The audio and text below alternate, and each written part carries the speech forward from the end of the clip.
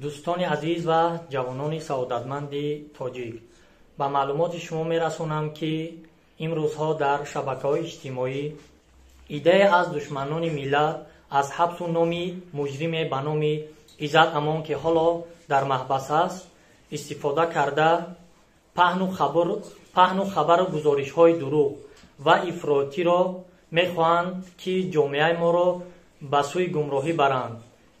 این زمره انسان‌های پلید برای رسیدن به هدف‌های ناپاک خود از هدف‌های غرضناک خود استفاده برده ایستادند.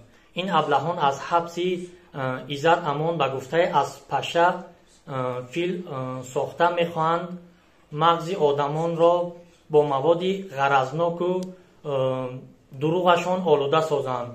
اما باید فراموش نکنند که شهروندان تاجیک از کردارهای رذیلانه این حزب و گروه‌های تروریستی واقف بوده در سیمای این خیانتکاران و اغواگران می‌بینند که جز بدبختی و کار دیگری کرده نمی‌توانند.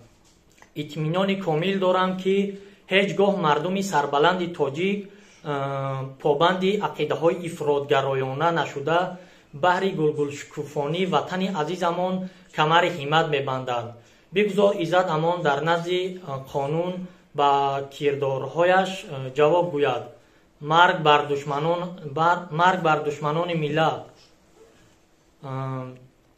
فردوس حیدر هستم.